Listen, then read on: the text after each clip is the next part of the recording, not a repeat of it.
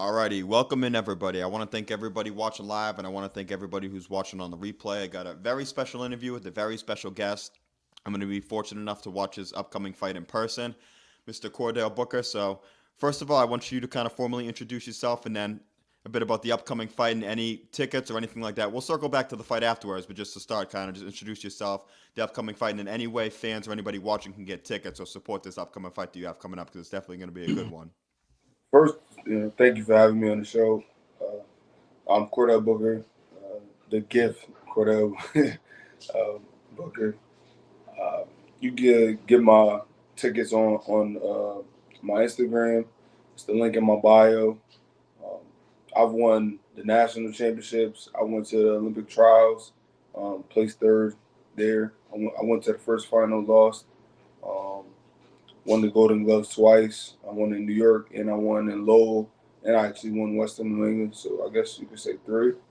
Um, so I've done a lot in amateur boxing and looking to do the same thing in the pros.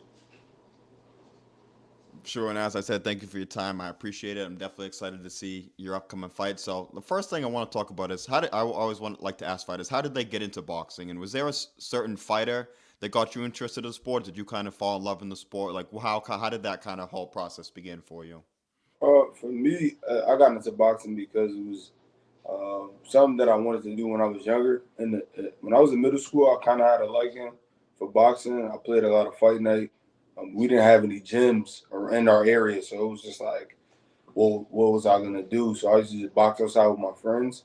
And then high school, a gym actually opened in the town in Stanford. And then I said, all right, I'm here. I live in Stanford. I'll go to the gym after I'm done playing basketball, and because I was committed to winning the championship there, which we did do. 2009, we won the championship for Stanford High basketball team. And once I left school, I got arrested, and I needed something else to do instead of being outside getting into the wrong things, and I forced myself to go to the gym every day, and I fell in love with the sport. I mean, it took me only just like sparring one time and doing bad to really get stuck and stick with it. Yeah, for sure. And then, so you said you opened up. So where do you train out of now? Are you still training locally? Or where are you training Absolutely, out of in yeah, this training camp? absolutely. I've trained in the same place. I was in the same gym, same coaches, same people on my team since I started day one. October 2009 is when I started, and I got the same team next to me. But I like that too because obviously for some people that they gotta jump on certain opportunities, but I think it says a lot about a certain person when they're able to stay with the team that rocks with them from the beginning and kind of build that way organically. So I always respect that out of certain fighters. So as you mentioned when I introduced you, you kind of took my job a little bit from me because I was going to go over some of your amateur accomplishments, but you already went over some of them. You're a very decorated amateur, went in a lot of tournaments. So if you had to pick one or two moments in the amateurs that were your favorite moments in the amateurs, what would those be, and why would those be some of just the favorite moments you've Man, had? without a doubt, when I became number one in the country, there's there was no other feeling like that, and it still remains as one of my greatest accomplishments in boxing. Um, I went to the nationals maybe three times or four, and it was something that I really wanted to do was just be number one in the country, be the best boxer at 165 or 152, and it was the first year I went up to 165. I fought one tournament, I came in third, and then right after that, I fought the nationals, and I won. I became number one. I broke down. I mean, I fell to my knees. I was punching the ring, crying. My mom was there. My coaches, of course, were there, and even my teammates, because you represent your region.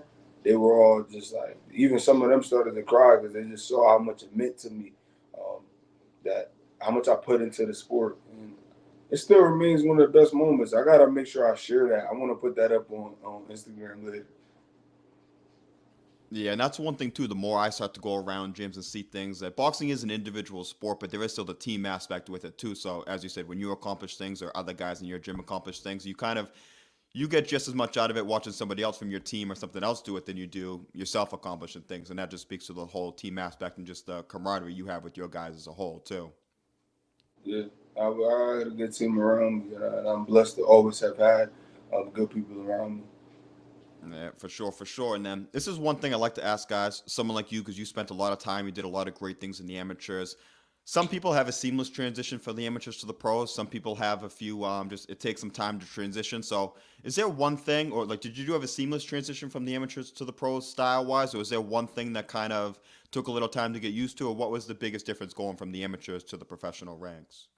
I think the biggest thing for me was not having the same activity. I feel like I suffered as a professional, not having the same activity that I had as an amateur. I mean, as an amateur, you fight. Well, I was fighting 30 times a year.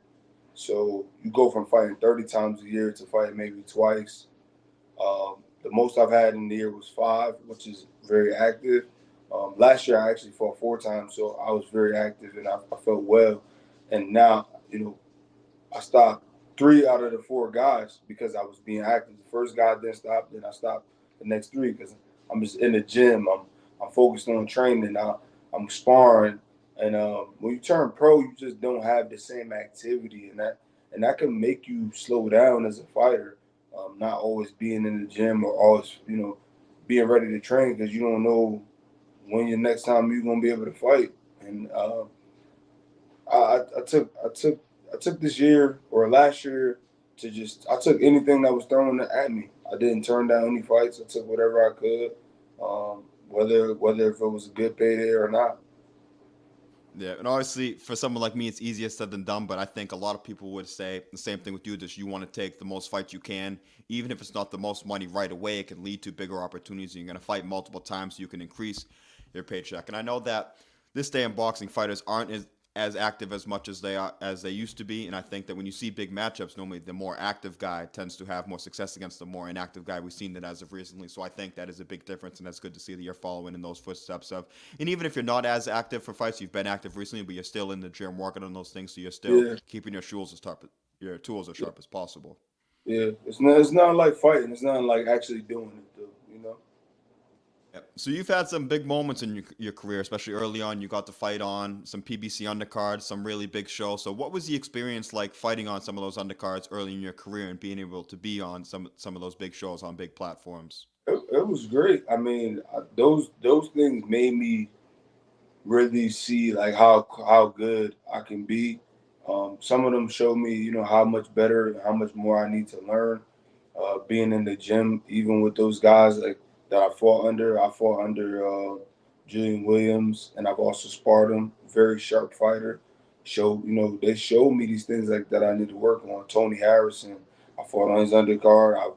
I've sparred him. Jared Hurd, fought on his undercard, sparred him, and they've all done things to me during sparring that have showed me, I still have ways to go, or these are things that I'm good at, but I need to improve on this, or work on, being the guy that I'm supposed to. One thing I've learned from all of them is they do what they're good at consistently. Yeah, for sure. And then one thing with fighters, you always see how a lot of fighters, you always want to see how they respond to adversity. And a few years back, you suffered a torn Achilles, which is in any sport, basketball, football, especially in boxing too. You're never sure how somebody's going to come back from that. So, just what was it like the process of going through that Achilles tear, just the recovery for it? And was it tough to stay motivated at all during that time, or were you just really focused on what it was going to be like once you got back to 100%? It was one of my to be honest, it's probably the toughest time I had. Not just only because of the tear. I also was going through some like real personal stuff in my life that was like taking a toll on me too. So like it was it was like a double. It was bad, bro. I ain't even gonna front. That was probably the hardest time of my life because I was going through it emotionally, like something that had nothing to do with like my body. But then also I don't have boxing to like take my mind off of that. I was just going through it, bro. And like to be on the other side of that just shows me I could get through anything, and I could do anything. I just gotta stay focused and keep my mind. If you can control your mind, you can do whatever you want. And that really tested me. I swear, that tested me more than any fight I ever had. And then I had a fight that I lost, and it wasn't. I mean, getting through that was easy compared to what I having that Achilles issue was a breeze compared to that. Yeah, that's a fact. And I then mean, having the loss was a breeze compared to the yeah, Achilles. yeah. And then one thing a lot of fighters talk about too, just with the tear and then coming back, just that you see a lot of fans and people who aren't as invested in the sport as much say that you don't want to see a fighter go through personal things during a training camp, but sometimes I feel like you're able to drown those things out, and really it kind of enhances your performance. So, like you said, you didn't have the avenue when you were going through those things. You were recovering, so you weren't able to be in a camp and fight through those things. Do you think that that is an avenue just of success sometimes for guys when you're going through certain things to be able to channel that into a training camp and into a big fight? Because some people look at it as a negative. I think you could sometimes turn that into a positive. And each situation is different, not to kind of say that every Right. situation is the one thing, but do you think that could also be used as a positive like we've seen guys do recently? Yeah, I think it is. I think it can be. I think most fighters use it as a positive. Um, but I mean, back to what I said about the mentality, how your mental it plays into it. It's kind of about how you look at it, like the glass half full, half empty. How do you view it? Are you going to channel this and say like, man, you know what, this guy got to go. Like I'm hurting, so I'm gonna make my opponent hurt. Um, and like sometimes just getting the win make you feel good about yourself, and you start to feel like, man, I can do whatever. Just winning. Just even just having a good day sparring can make you feel better when you're going through something. So it's just all up to how that person views it. That boxing. Yes, sir, without a doubt. And as you mentioned before, you have had just one setback. You've had a great career. You had one setback when you fought Austin Ammo Williams.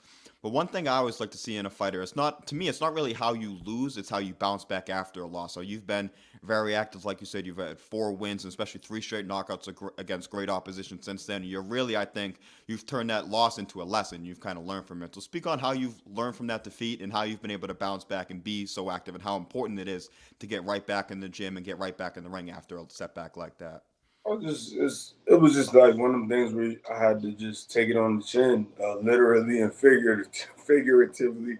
Um, I, I I knew it was something that I did. It wasn't anybody else. It was me. Um, not being active and just kind of coming out very flat.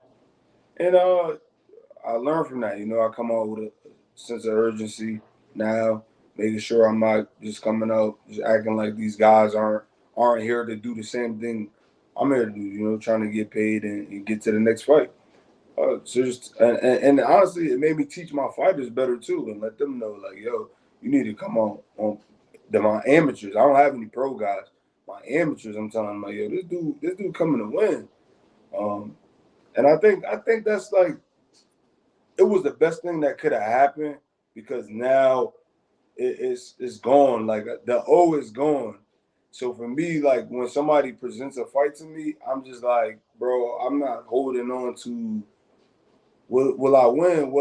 It doesn't even matter to me because I lost now. So okay, we fighting. That's it. It's just put the money there. We fighting. I don't care who it is because it's not like I'm gonna retire undefeated. I already lost. So I'm just looking to win. I'm looking to not get any more losses. But some people have that fear of losing so bad that they don't take a risk. Yeah, I like that you said that too because I think it makes fighters more willing, as you said, to take those big fights. But you've always been the kind of guy where you're going to take any opportunity that comes. And I think it works the other way, where some guys, if looking at prospects or young guys, they're going to match guys. They looked at you probably before as too high risk, low reward. And even though for us, we still know how good of a fighter you are and that it's a great fight for you, it might be easier for you to get some of those matchups now because they see that they think they could take advantage of it, not knowing how you've learned from it and things like that 100% too. Yeah, and that's been the case. Not a ton of people though. There's people still know like other boxers still um, won't take the fight with me, but there's been a lot more. That's why I've been more active because some fighters do feel like um, because the way that I lost that maybe I'm an easy opponent. Yeah, and to tie it into your next fight, it seems like one of those fighters might be Greg Vendetti. Really good local matchup, especially in this New England area. You guys have both fought on PBC shows that are on high level. So, Talk about first, how did that fight get made between you two guys? Was it they reached out to you, you guys reached out to them? Was it a mutual thing, or how did this fight kind of come about? So his manager saw when I fought at Mohegan my last fight, and then he came up to me after my fight and he was talking about, "Oh, we'll fight you now. You got something to fight for." You know, didn't really say congratulations or anything like that. So I started laughing, let him know like now I'm gonna smoke your guy and I'm gonna make sure, after I smoke him, I'm gonna let everybody know that it's your fault because like let the fighter do the talking, bro. You the manager, you know what I mean? You can make the fight happen, but you don't gotta like I'm with my girl and things in my family and stuff, and he decided to do that. I didn't eat food yet. I just got out the ring, I'm going there try to go find dinner. And he caught me walking to like the pizza spot. And so now it's like it adds a little bit more motivation and a little bit more personal towards him and his victory. So I'm happy because I've asked for this fight probably like after he fought Lara or maybe even right before that fight. I asked for this fight and they said I wasn't worth it. Like I don't have anything. I wasn't good enough. So good to have it now. Yep, and this is just from the outside looking in, but it seems like for me, from a manager perspective, that ain't the thing I would do if I was a manager. I'm not up here trying to give my opponent some extra incentive to go into the fight, some personal, because I'm sure when you're in the gym doing those hard rounds, it's always in the back of your mind too. It's something to think Absolutely. about, and for sure. And as you mentioned, you're now ranked by the WBC. You have one of their regional titles, which is a very big implications for you. So, do you have any predictions for this fight also before we move on to this fight? I know some guys just say they just want to get the win, or is there anything? I'm not expecting you to give away a game plan. I don't want you to do anything like that, clearly, I but mean, I any mean, prediction or anything I like that? could. To be honest, it doesn't even matter because the game. They already know the game plan. I know his game plan. He gonna come in. He gonna bob, weave, try to do the Mike Tyson style, try to walk me down. I'm gonna stay on the outside. I'm gonna pick shots. I'm gonna be a slick southpaw. Uh, there's really in this fight. It's like styles make fights, and he has the same style. So I'm just gonna outbox him. I'm gonna outbox him. If he gets really out of line, he's gonna get caught with some big shots, and that's gonna be the end of the night for him. But if he stays contained and just works on, if he doesn't really try to win, he'll finish the fight. Yeah, but I always like to say, bottom line is a win's a win, anyways. No matter how That's you get it. it, that's all that matters at the end of the day. So, as I was saying, that you're ranked by the WBC now, big implications for big fights going forward. If you were to look at three names, because 154 has always been my favorite division in the sport. I think you got a great clash of styles with all the guys, and all the guys are willing to fight each other, which is something I love to see. You might Yeah, have bigger names in some divisions, but if you don't get the fights, the big names don't matter as much to me because you ain't getting the matchups that you want. Are there yeah. a few different names or some guys that I'm not even going to say if I'm going to say when you're victorious next month that you'd look to want to fight coming up later this year or maybe next year at some point? Um, I mean, realistically, I don't think I'll get the Tim Tszyu fight, but I would like that fight. Tim Tszyu, um, maybe even Virgil Ortiz is fighting tonight. So he just moved. This is going to be his first one at 54, I believe. So hopefully, because he may not be able to get fights with like a PBC guy. He'll need somebody else, another dance partner. So I'm totally ready for that fight because he's already ranked higher than me. He hasn't even fought at 54 yet, and he's ranked fourth by the WBA, I believe. We'll let that fight, and I mean, my third would just be anybody. Like you just pick a name out of a hat, and I'll be okay with that. So anybody can get in. Like I said, it's Yeah, crazy with those rankings sometimes. So Virgil's a great fighter, but if you haven't fought at 54, how just not just him, not picking on him, but any of these guys, it's yeah, crazy how they move up and they automatically get ranked and stuff like that. But you're somebody who you've kind of been in two different eras of the 154-pound division now too. So as you said, you were kind of coming up with in the J Rock, the Tony Harrison, Jarrett Hurd kind of era, and now you're still around. You're probably better than ever even now in this new era with the Tim Zoo. We got Jesus Ramos, Erickson Lubin still hanging around. We got yeah. Fedora, Mendoza, all these different guys. So, what are your thoughts on the whole 154-pound division right now as a whole, kind of just and just the transition period between the two different eras that we've seen?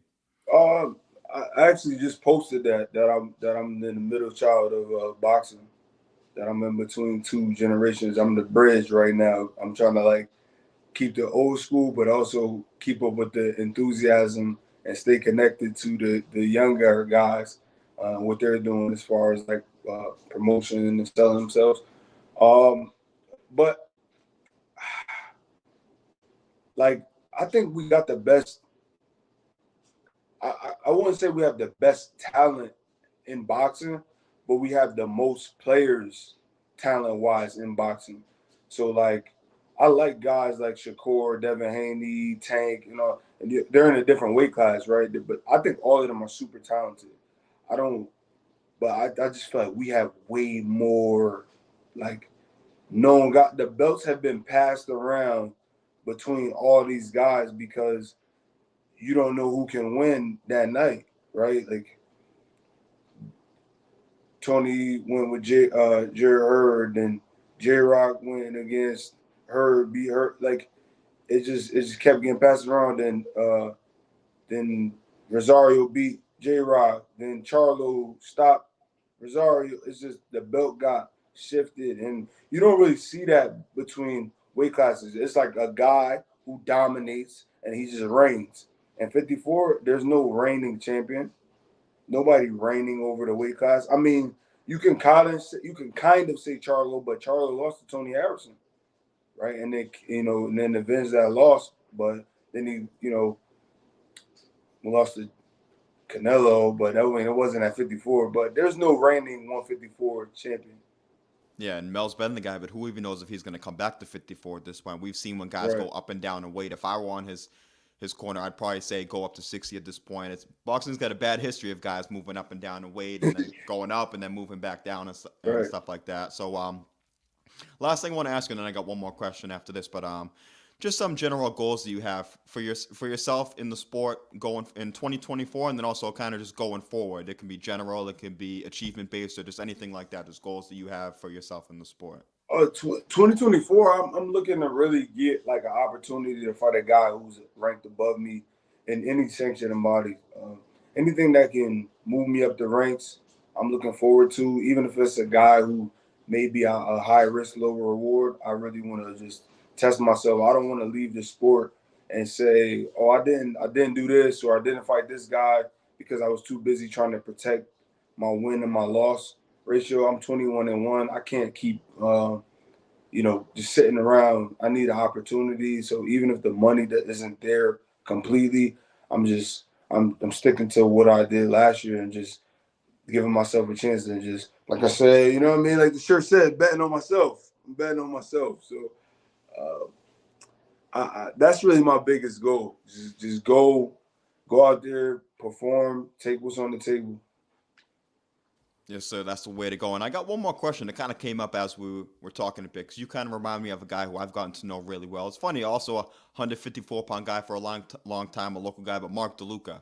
He was a fighter for a long time, still an active fighter, but also a trainer now. Is that Yeah. something that interests you at all? As maybe when your fighting days are over, becoming a trainer, because it does seem like you have the knowledge, and it seems Yeah. like you'd have the personality to become a trainer. So is that something that Yeah, you've thought I'm a about doing, trainer or? now. I'm a trainer now. I got three guys who like they my guys. Like and they kinda like they're getting really good, but I know how much better they could be if I was a full-time trainer and not a part-time trainer, right? Because I'm full-time boxing. I can't get them everything every day, but I got my guy Cameron Flynn. I got my guy Nate Jump, and then my dude Gary, I can't remember Gary's last name, but look out for the three of them in the Golden Gloves this year. I think I'm going 3 for 3 this year in the Golden Gloves. They've been taught well, and I can honestly say at the time of me being a novice and them being a novice, they have a better mindset and more knowledge going into the Golden Gloves than I did. And I told them like I won with the little bit I knew, and you guys know more than me, so you should do better than I do. Yeah, and it's such an advantage for those guys too. Just they have a guy like you to lean on, like I've seen with Mark in the gym with guys where he's obviously being a trainer, but being a former fighter who's been there, done those things. You guys have both done great things, amateur and pro.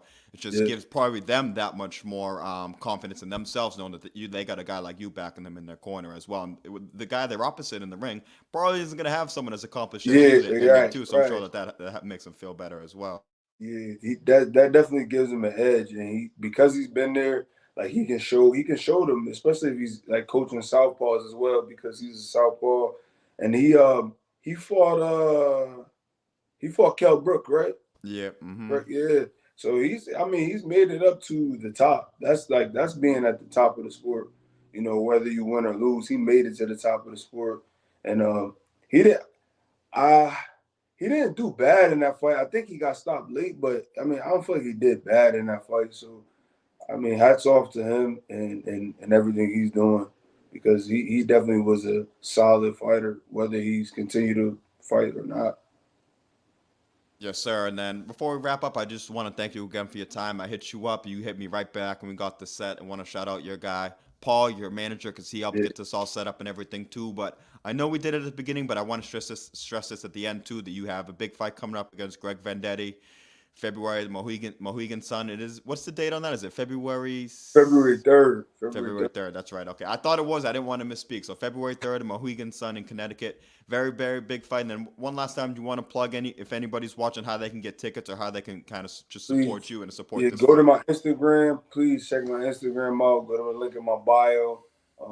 Hit the link that supports me and my team. We definitely make a percentage off of the ticket sales, and we want to show everybody the numbers that we're doing and that we're bringing in more people every time we fight, and that's what keeps bringing me back to Mohegan Sun, because you guys, the fans, and my friends and my family all support and buy from that link. That's what keeps me coming back. Yes, sir. So I'll be in the building. I can't wait to be there. I'll probably see you at some point there or whatever. But best of luck the rest of your training camp. Best of luck fight night. I will see you. Appreciate your time. Salute to everybody who's been watching as well. Boxing should be back next week. But Cordell, as always, thank you for your time, my guy, and best of luck on the third. Thank you. I appreciate it.